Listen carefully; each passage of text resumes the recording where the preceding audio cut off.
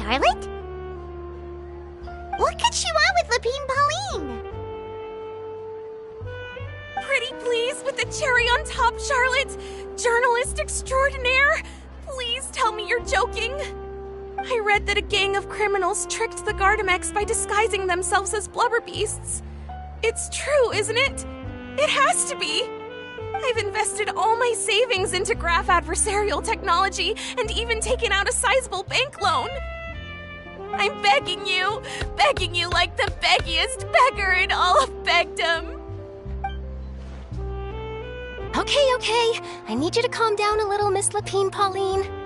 I admire your passion for your research, and I don't mean to dash your hopes for those, big-ticket orders.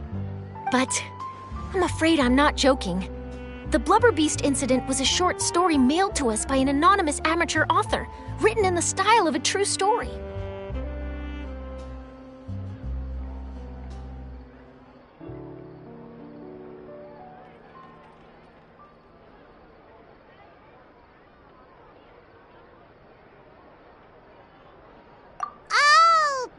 Sees what happened here. Sounds like the report Lapine Pauline read in the Steambird wasn't in the news section after all. Funnily enough, I actually remember being in a meeting where the editing team was debating the potential risk of misleading the public with this story. They even went to Maison Gardiennage for advice. But to our surprise, they fully supported us printing it. They figured that the false intel would be a great way to dupe potential criminals into wearing ridiculous costumes when breaking the law. In truth, Gardamex are extremely sophisticated in their capabilities.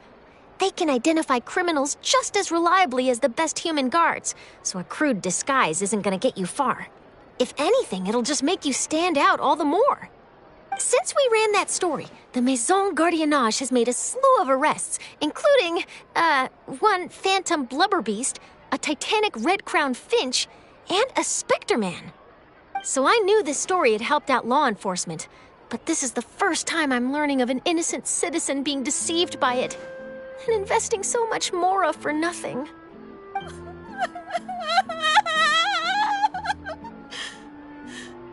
Uh-oh. So Lapine Pauline's whole research project is based on a fictional story? Which means we're not gonna get a big bonus after all. But more importantly, she's gonna lose everything she's invested. Traveler! Paimon! You're back! I was in the area taking some photos for a story when I got to talking to Miss Lapine Pauline about her research. She told me about your collaboration. She was hoping I could write an article to spread awareness about image recognition technology. She even paid me for the article and gave me one of her prototype devices before I could get a word in. I unfortunately had to dash her hopes, and I'm afraid all your hard work was in vain too. She's desperately trying to find a way to rescue the project and get you the mora you're due. I've tried to let her down gently, but she's finding it all very hard to accept. This is a new situation for us too. It's such a pity. It seems like the author was only trying to make the story interesting, and the Maison Gardiennage only had Fontaine's best interest in mind.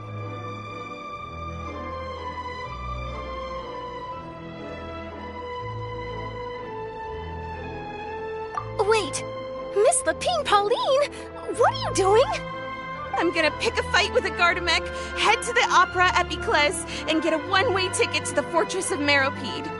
That way, I won't have to repay my debts. It's the only way I can afford to keep on living. Whoa, there's no need to go that far. I mean, come on, look at you. You wouldn't even dent the Gardamek's armor. In all likelihood, they'd only hold you up at the Maison Gardiennage for a few days before letting you out, and then you'd still have to repay your debts. Actually, instead of going into the technicalities of that, how much did you actually invest? How bad can it really be? 270,000 mora.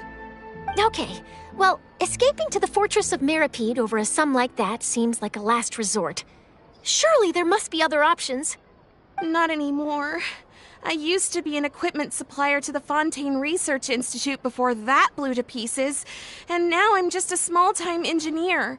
I scraped together some savings over the past few years, but I put every last mora into this project, and now I'm left with nothing. It's not just my savings that are gone. It's my whole future as a graph adversarial technology specialist and my dreams of becoming a billionaire one day.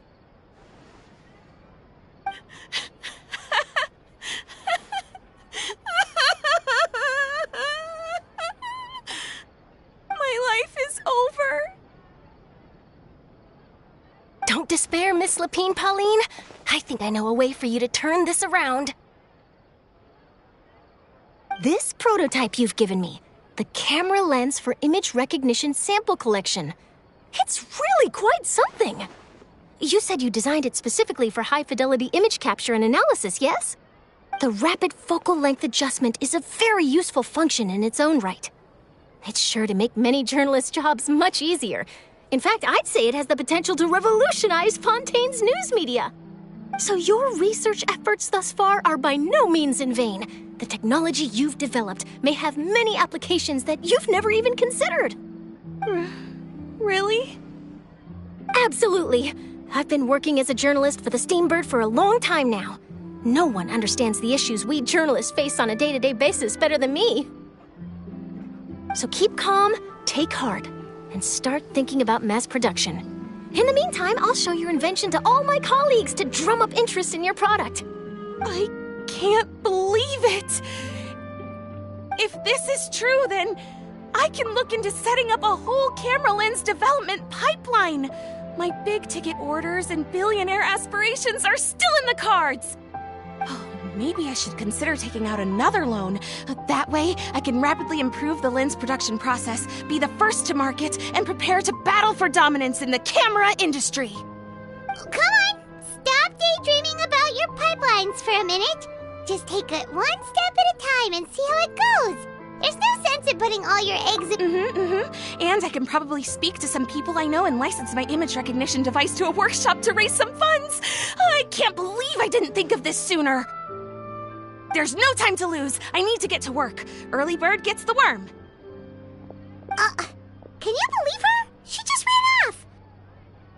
Paimon's pretty sure our advice went in one ear and out the other. It's understandable. When inspiration and passion strike at the same time, it's all too easy to throw yourself headfirst into your work and forget about everyone around you. A lot of journalists are the same way when they're first starting out. But don't you worry. I'm gonna write an article on all this, and I'll be checking in on her regularly. Her research has the potential to benefit the entire journalistic community. I'll give her plenty of input to stop her from going down any rabbit holes, and make sure mass production of her lens can begin as soon as possible. It's reassuring to know that you'll be looking out for her, Charlotte.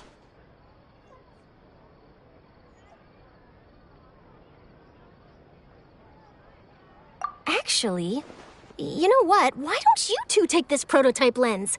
I'm sure you'll have plenty of chances to use it on your travels. It takes the right person to get the most out of a new technology. In your hands, it's sure to capture some amazing sights. Thanks a lot, Charlotte. No bonus, no biggie. This makes everything worth it. You're welcome. I got something out of this too.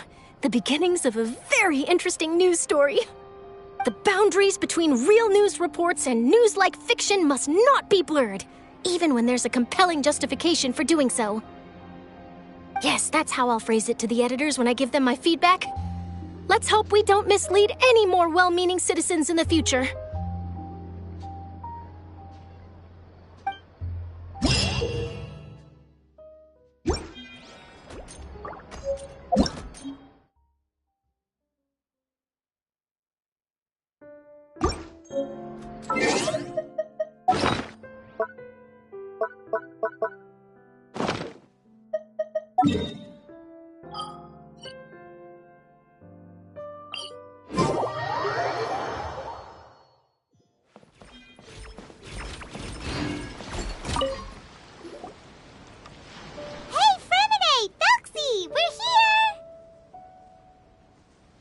Hello, Paimon. Hello, traveler.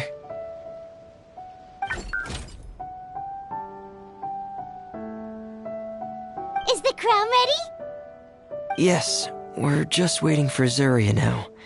She hasn't arrived yet. Then let's wait for her a little while. Or actually, maybe we can go find her. It's not too far from here anyway. Didn't she say she just lives on the hill over there? Hey, Traveler! Paimon! Oh, and speaking of... Found you two at long last. I'm so glad that you both are all right. Huh? Why are you here, Miss Delaroche?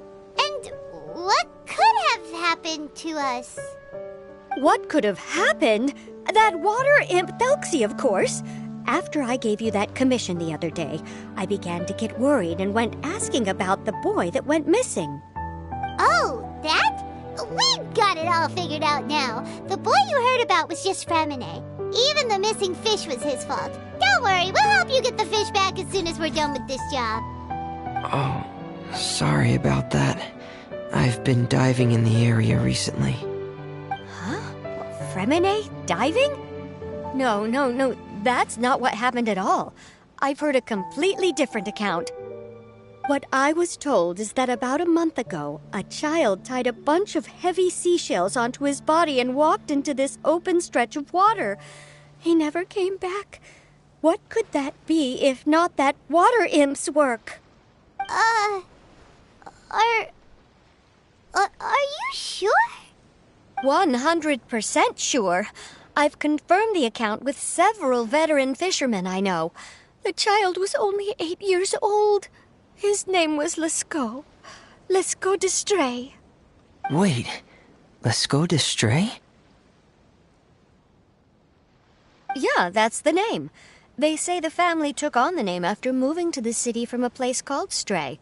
Anyway, his mother is a pretty famous art dealer, while his father passed away from an accident many years ago. Oh, well, naturally, his mother was devastated by the incident and fell terribly ill. It's said that she left the court of Fontaine, and no one knows where she's gone. It can't be, right? Lescaut d'Estray? Zuria... I'm sorry, miss.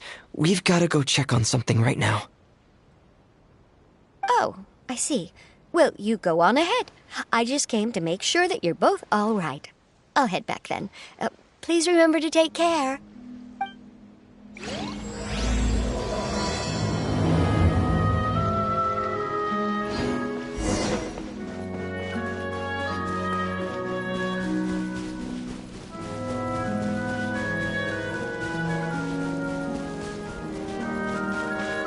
Life goes on.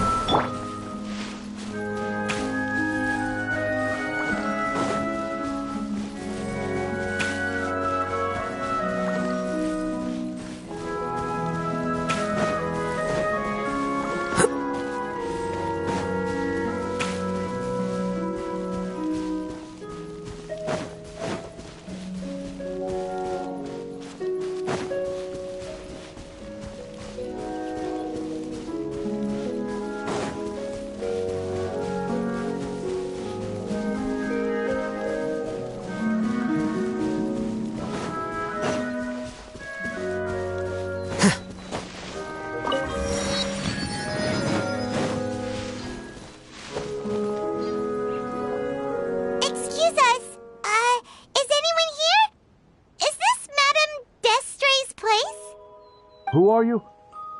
I have a patient here who needs quiet bed rest.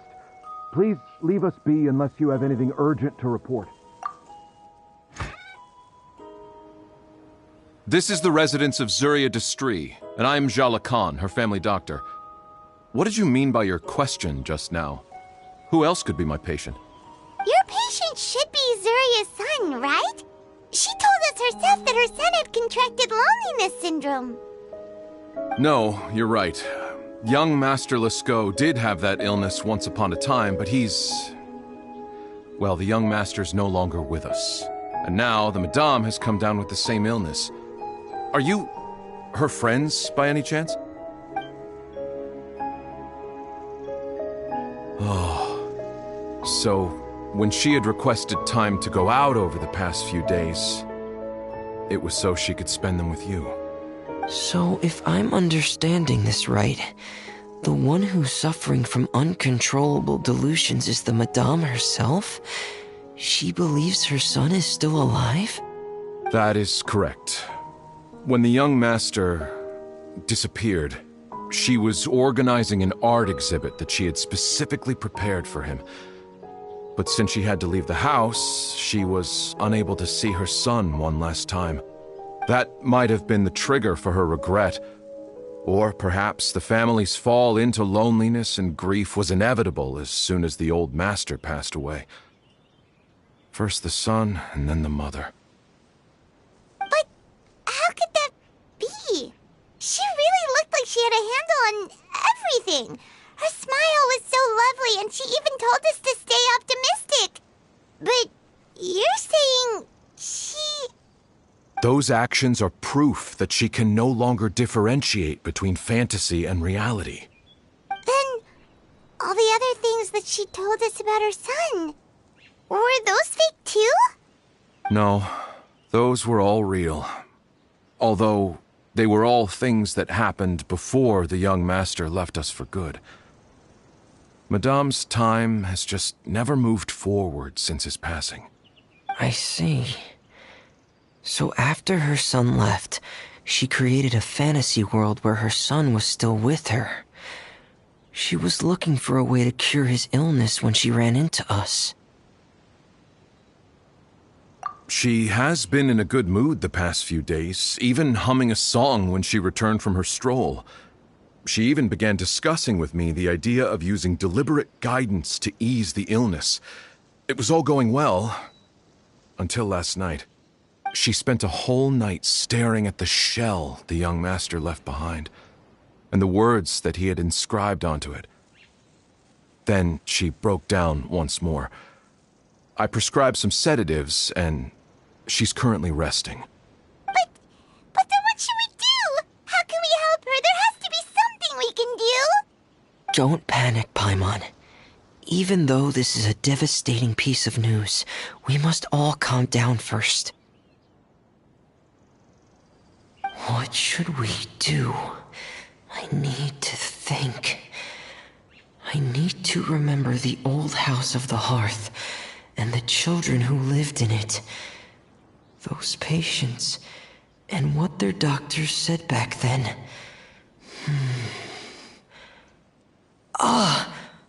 What if... Dr. Jalacon, have you seen a picture book? The Madame should have brought it back with her. Are you thinking about trying the guidance therapy she talked to me about before? It's worth a shot. I'll go get the book. Yes, this is it. That's right. If what Dr. Jalacon said was true, the past few days have been very helpful to Zuria, so we should complete this journey. We need to show her that her child has found a happy ending in the world of her dreams. But wouldn't that just make it harder for her to accept reality? One must first face reality before accepting it. The Madame has been crushed by her feelings of grief and can no longer bring herself to face reality. Our first priority would be to get her out of this state. Right. Before today, I had thought she wanted to use Thelxie's fantastic adventures to save her son. But now, I think she might need it to save herself. And if we could complete it, we should be able to give her some feeling of inspiration and closure. Maybe those feelings would be enough to give her some courage to face reality again. There's no time to waste. Let's set off right away.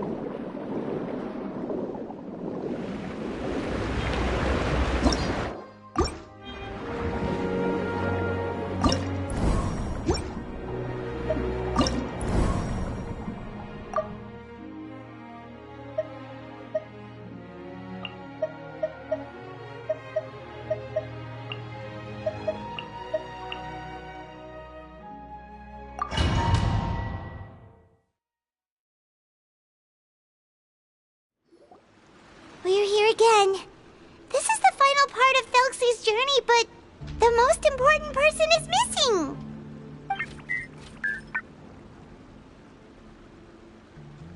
Everyone, please don't be so down and gloomy. Remember what she told us? If we were to feel troubled, the patient would become anxious as well. You're right. Paimon needs to smile. If we have to give something to Zuria, it should be our smiles. We have to keep smiling as we finish this adventure. And then she'll be able to recover, right, everyone? Yeah, I'm sure she will.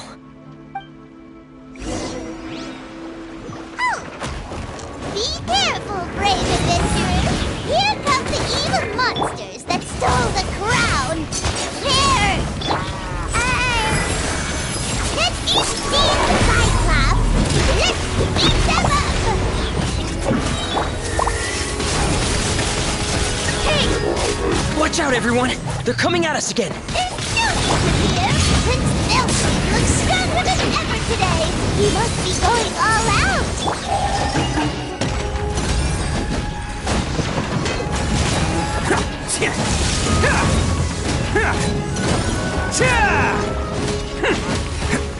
Oh, this is the final enemy, right? We'll reclaim the crown for you now, Your Highness! Going under! Frost is coming! Getting here! Frost is coming! Getting here! Lay waste to the wicked!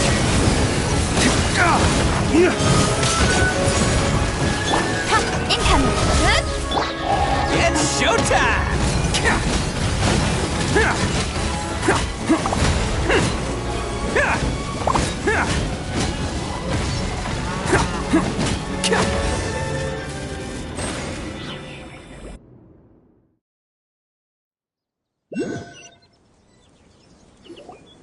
I'm sorry. I have to go. I made a promise to my friends, and I'm already very late. But, Madame, you're still... Don't try to stop me. Today's the most important day for treating Thelxie. We'll use the guidance method. Didn't you also say that you'd think it'd work? I'm not trying to stop you, Madame. It's just... Could you tell me the name of your child? Dr. Jalacan, how can you forget the name of your own patient? His name is Thelxie. He's the prince of the kingdom of water imps. We will go today to reclaim his crown and attend his coronation ceremony. I see. Madame, please rest assured, everything is still on schedule. Your friends have already departed to find... Wait, look. They've already returned. Zuria! Zuria! We've retrieved the crown! Paimon, everyone, have you really? Yes, but the coronation ceremony still hasn't taken place, because we felt like you should be the one to preside over it. Wonderful! How wonderful! Thelxie, my child, are you hearing this? Everything you lost will now come back to you, and soon, very soon, you will never be lonely again.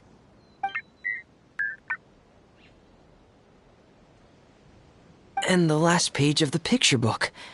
It's still waiting for you to illustrate in color. Right, the picture book. But I don't know what I should put on the last page. Don't worry, Thelxie and his friends all know what should go on it. Get ready, Zuria. We'll describe everything for you. Okay. At last, Thelxie and his friends were able to drive off the final invading monsters and achieve a dashing victory. Their success was complete, and the recovered crown resplendent. The water imps, finally returning to their homes, showered the prince with love and applause as he greeted them. They once again offered their precious shells to the prince and reconstructed the rainbow bridge of old. As he watched the scene unfold, the prince could not help but be touched by its beauty. Moved by everyone's happiness, the prince stepped onto the Rainbow Bridge and took a good look at all the friends who had gone on the journey with him. There stood the traveler, Goddess Paimon, Fremine, and... Huh? Where's the last person? The prince looked frantically around, but could not find the person he wanted to see most. At that moment, the person suddenly appeared on the other side of the bridge. She walked towards him with a smile and slowly lifted her veil. The prince could not hold back his tears. He recognized then that the mysterious person that had been by his side the whole time was none other than his mother. Surya walked across the bridge and placed the crown above the prince's head. She smiled down upon him as she said, "My prince, my king, you shall never, ever need to feel lonely again." That's the end of the story, Zarya. Thank you. Thank you all. I am so sorry, my child. Maman should have spent more time with you. Did you hear the story? You'll never have to feel lonely again.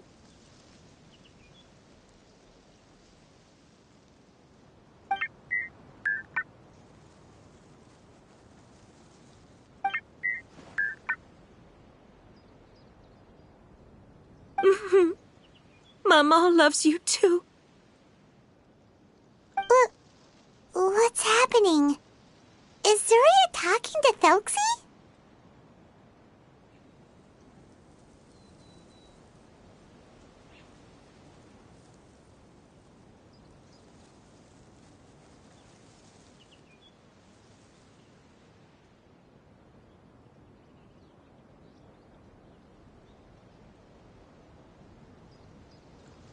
Quick, put on my diving helmet.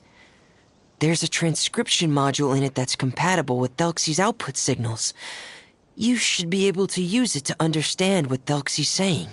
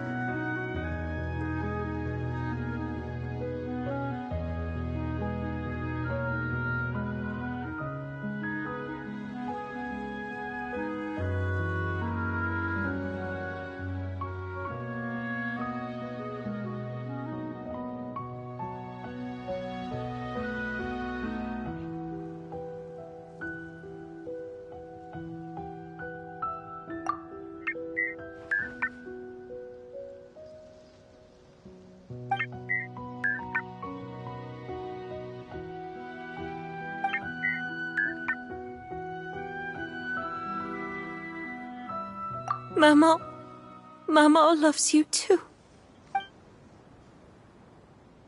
But I love you more, Maman. What? Did you see something? Maman, I'm getting a little sleepy. If it's time for bed, can you hum a lullaby to me again? Of course, my dearest child.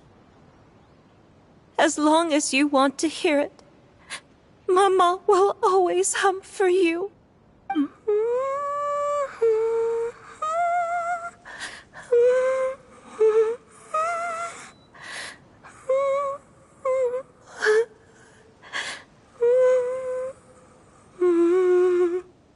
Thank you, Maman.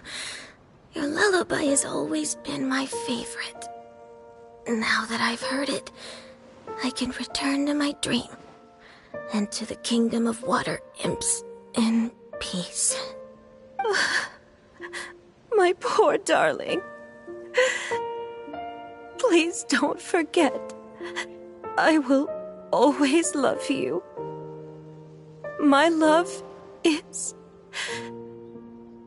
greater than the entire distance between here and the kingdom of water imps. I won't forget, Maman. And so is my love for you. Greater than the entire distance between here and the kingdom of water imps.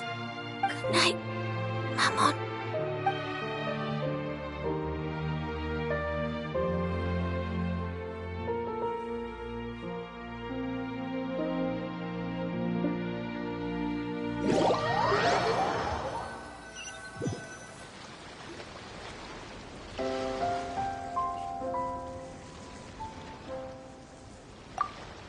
Traveler, Paimon, you're here. Fremine, why did you call us in such a hurry? Did you hear something from Zuria? Oh, if it's not good news, Paimon doesn't want to hear it. Don't worry, it's definitely great news. The Madame came here for a visit just now with her doctor. Color has returned to her cheeks, and she sounded full of energy as well. She said she'd like to return to the court to continue hosting the art exhibit. But this time, she'll work with her doctor to exhibit some picture books related to the illness. Of course, Thelxie's fantastic adventures and the guidance therapy will be included in the exhibit as well. She'd like to use her experience to help others. That's wonderful! So it wasn't bad news after all. Here, please take this picture book with you. The Madame wanted you to have it. If, at some point in the future, you were to run into someone with similar troubles, she hopes the book would be of use to you. But this is her son's story, right? Is it really okay to give the book to us? Don't worry, it's just a copy. She still has the original. It's extremely important to her. Alright, then there's no problem. It feels good knowing we've contributed to something important.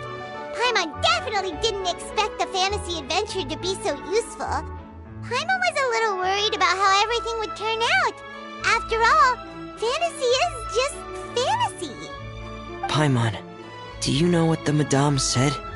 She said that at the moment when she placed the crown on Thelxie's head, she felt like she really saw something beautiful. Her child had returned, and he told her that he loved her. She also said that was when she was finally able to bid farewell to her son. She felt like at that moment, she was healed by some mystical power, and she was filled with courage from head to toe. Oh, really? But could that just be another part of her fantasy? Perhaps. But if fantasy is just fantasy, and the fantasy world is not real, then how could it still grant us these powers that we can continue to use in the real world? But what else could it be? A descent of the fairy tale world into the real world. At that time, the wondrous fairy tale temporarily became reality and influenced real things in our world. That has to be what happened. You saw it too, didn't you? What? That can't be what happened, right? There's just no way. Wouldn't it be like a miracle if that really happened? Yes, I suppose that would be a miracle. I hope that everyone who's found themselves in a dark place would be able to see something beautiful and experience a miracle for themselves.